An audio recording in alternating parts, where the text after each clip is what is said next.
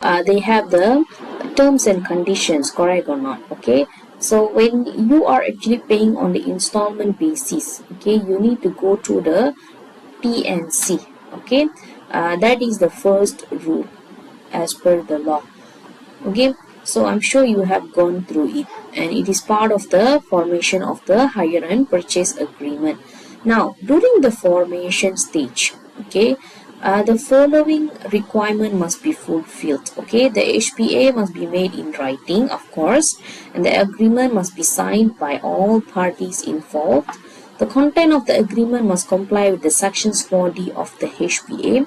The agreement must include the date of hiring begin, the number of installments, the amount of each installment, the date installments are due, the sufficient descriptions of the goods, the address where the hired goods are kept. Okay, so each hired goods must have a separate hire purchase agreement. This requirement ensure clarity, legality, and protections for the both owner and the hirer. Correct. Okay, you cannot actually buy it like a bundle. You need to have a separate HPA for each of the goods. Okay, and this is what accorded under the sections 4D. Okay, after that what's going to happen after you sign it?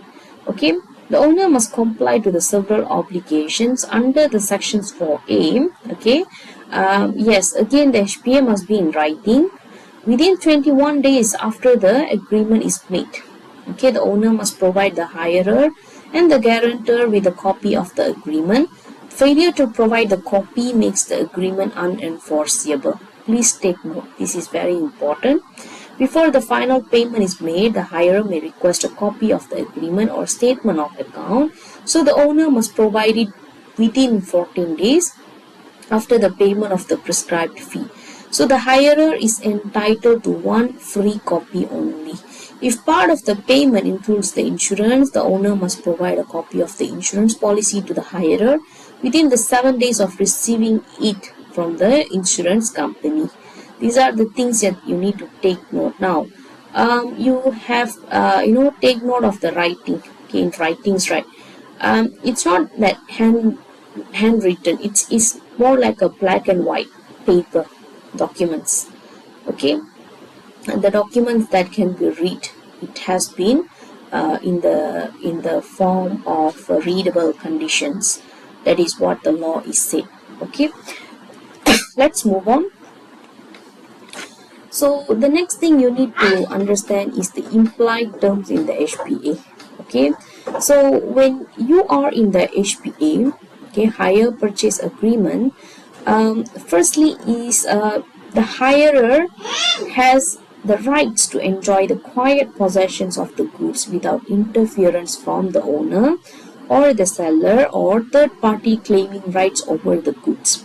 Okay, so firstly, sections 1A, quiet possession. So we have a case reference here, Jones versus Lavington.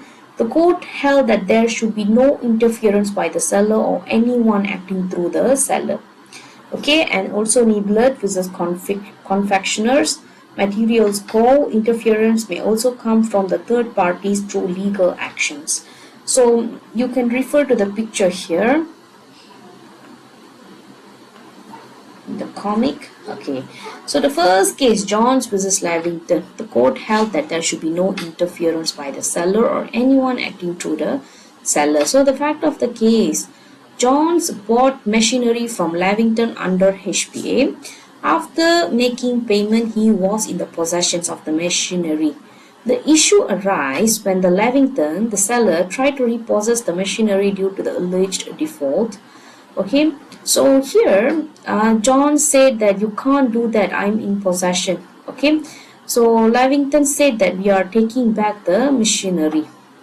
So the court held that there should be no interference by the seller or anyone through the seller with the buyer possessions of the goods. Since the seller wrongfully repossessed the machinery, he was liable for damage. Now you can say, madam, because this guy is like defaulted the payment, why can't the the seller is actually repossessed, just like the case, the tractor versus kumpulan pembinaan. Yes, you can see the comic here is actually mentioning alleged default. Maybe this guy